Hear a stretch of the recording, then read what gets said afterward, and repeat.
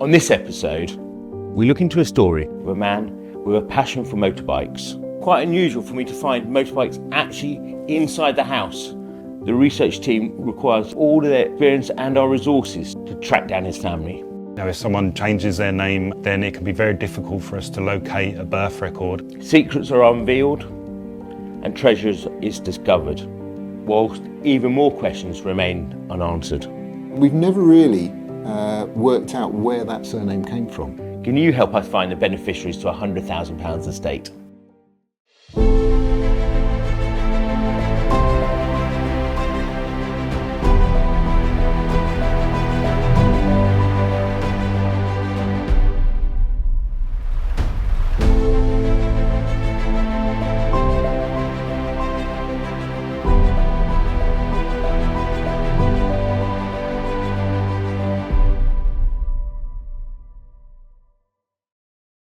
My name's Gareth Langford. I'm a case manager at Fraser and Fraser, and the role of a case manager is really dealing with all aspects of cases and estates, ranging from first contact with the next of kin to the conclusion of the estate.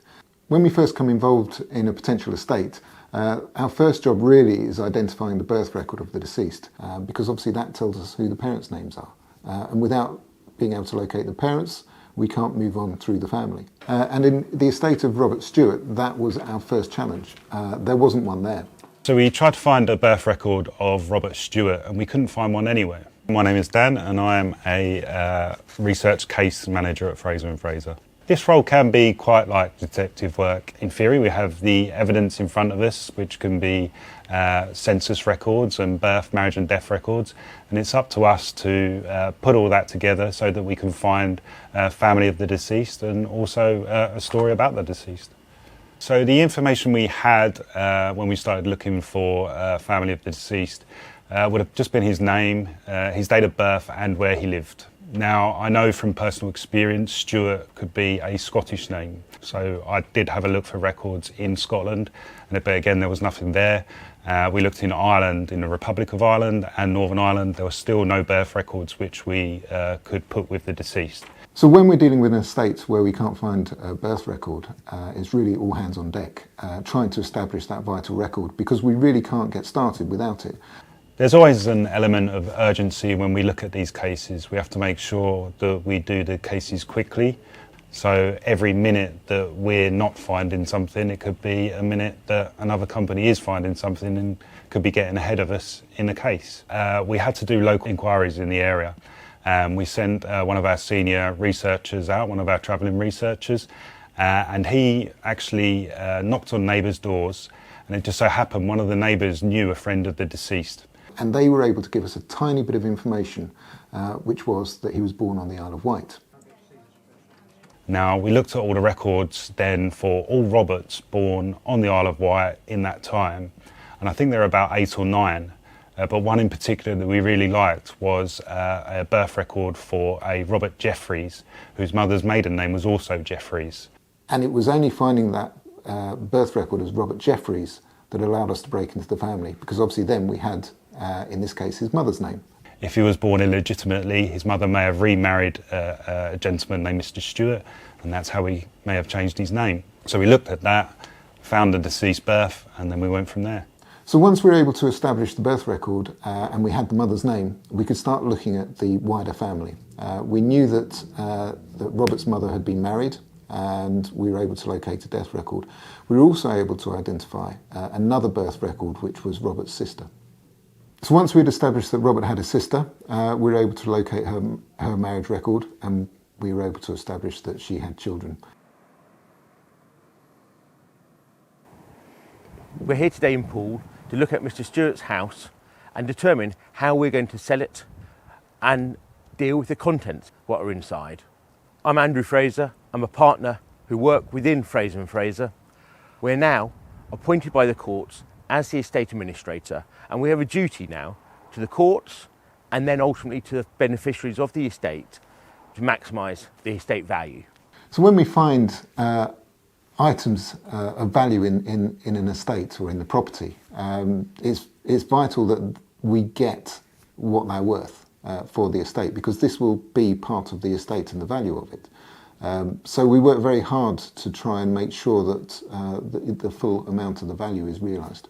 I think he was possibly involved in polishing and cutting gems. The first thing that came to my mind was, would there be some precious stones in the property? You know, if you work in that industry, it's quite often that you may collect them yourself.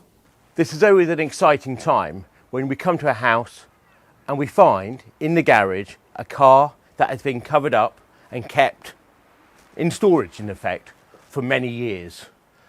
I suspect the deceased, Mr. Stewart, thought this had value, and our job is now to maximise this value. This car must have meant something special to him. This is where I need experts, but in order to get expert advice, I need to know what we've got. What have we got someone to come and collect? Where are we going to take it to? Discoveries like this definitely go to auction. We can't value them.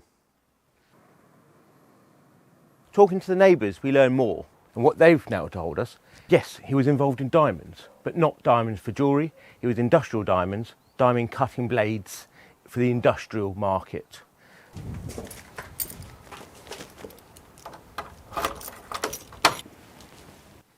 So this is quite an odd house. We come inside, you know, we've got the front room, what is undercover still, and the furniture is in still pristine condition. So probably been there, possibly for the last 45 or 50 years. It's a garden, what must have been only a few years ago, in perfect order. And now Bob's become ill and he hasn't been able to spend all his time in the garden. He hasn't been able to cut everything back to him to be manicured. And now I'm thinking about how we're going to tidy this up so that the people coming in who can buy this house has seen the potential. And now we come in, we find motorbikes. We have 4 almost identical looking bikes, all Francis Barnett's. Then in the next room I have a red Honda, and in the garage we found a BMW. All of them have been fully restored, and I'm obviously a huge fan of motorcycles. Well, if the beneficiaries wanted to keep the Beetle or the motorbikes, well, that's their choice. You know, we can give them the options, although one beneficiary would have to buy out the share of the other beneficiary. And the question is, what is the value? The Vintage Motorcycle Club is an organisation for members primarily, but we welcome anybody that wants to come and talk about motorbikes. Okay. I'm Anise Collett, I'm the librarian and archivist at the Vintage Club, so I get to play with motorbike books all day, every day when I'm in. It's hard to say what attracts people to vintage motorbikes specifically because there's a huge range, 100 plus years and as many countries as you care to name made them. But I think it is the attraction of the history. I mean, I always joke that they're only on loan to us. My 1930 Heirs had previous owners. She'll have owners in the future. The value of a bike is that somebody wants it, that somebody loves it, can see something in it. The thing that really struck me about the motorbikes is how did they get there? They're not small things, and there's a big flight of steps. Did he build them in the house? Maybe he built them from scratch in the property, or did them up in the property. But I'm not sure how we're going to get them out. The only thing I can do is send them to auction and hope that someone will take care of them, because they are in pristine condition at the moment. Charterhouse auctioneers have given us the details they need. I've got the logbooks, I've got some little photos, so they can help us identify what these things are. I must say it's quite unusual for me to find motorbikes actually inside the house. My job is to get the client the best price possible. My name's Richard Brummel and I'm an auctioneer. I can tell when you're about to bid. Your body language changes, you're looking directly at me. Some people, they almost start sort of wobbling around with excitement. My hope is, and I know my hopes will be right, is that they're going to sell to a fellow enthusiast. Value-wise, they're going to do between £1,000 and £2,000 each, but they're nicely presented, they're here, they've been well marketed, and we've had lots of interest. What do I like about motorcycles? Well, being in the auction business, we like the ones that sell for the highest price. My name is George Beale and I'm employed by Charterhouse Auctions as the motorcycle specialists. When I was young, I went to work on a Francis Barnet, and there are 4 Francis Barnets in this small collection. So I do have some affinity with that particular mark. When I was young, when I was going to work, these were new. Francis Barnet, nicely kept and stored all inside the house, which is where all motorcycles should be kept, I'd say. Assuming my wife isn't listening. Anyhow, lot 63 now, the first of the Franny B's here, the 1957, the Francis Barnet Cruiser here. And where do you want to start with? It's a nice little bike here, starting at 1,000 here, 1,000, at £1,000 and away now, 1,000.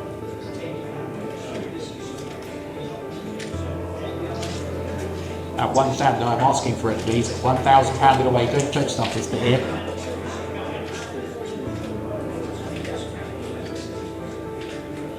And £1,000, 500 has started there. At £500 and away now.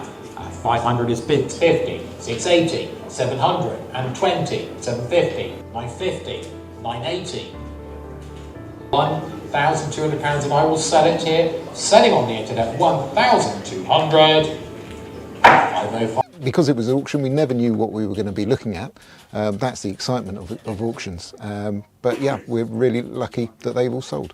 So we had 4 Francis Barnet bikes. They sold for £1,200 for the first one, £550 for the second, £780 for the third, and the last one £1,050, which is amazing prices, really. I think the Honda was £1,200 and the BMW £2,400.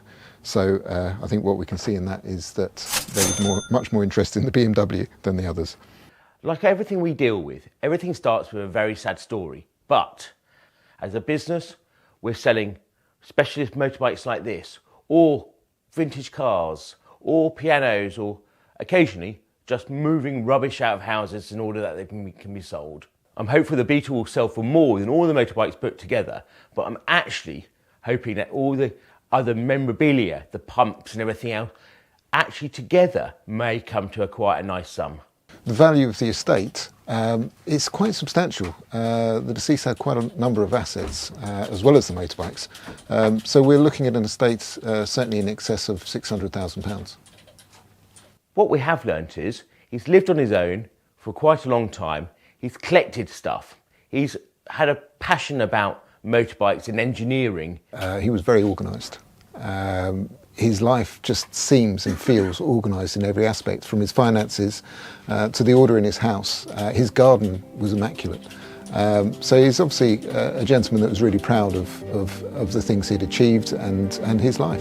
A case like this is very interesting and unusual. It's not often we see cases involving vintage motorbikes and classic cars. There have also been challenges, such as the obstacles we had to overcome in finding his birth certificate. With such a complex case, work remains ongoing, as the house still needs to be sold, as well as the Beetle going up for auction, all adding value to this already substantial estate. Fraser and Fraser will be along for every part of this journey, making sure we deliver for the beneficiaries.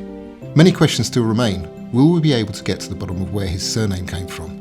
And can we find anything about Robert's early years? There is so much we may never know. While we are sometimes only able to view a small snippet of someone's life, through documents, photographs and objects, there is so much more that makes up a person. Make sure to subscribe to Probate TV to see the updates on this case in the future. For now, stay tuned to hear about how you may be entitled to £100,000. There's £100,000 unclaimed that might belong to you. I'm Neil Fraser, partner here at Fraser and Fraser, and we're tracing the heirs to Christopher Anthony Longstaff, who was born in 1953 and passed away in 2012 in Darlington. His parents were Robert and Winifred Longstaff, but beyond that the trail runs cold. If we can't trace family, the money's going straight to the government. Someone out there could be the missing connection. It may be you. Please get in touch today. If you have any information, please contact us on 020 7832 1400 or visit the webpage fraserandfraser.co.uk. Don't wait, you and your family could be worth 6 figures.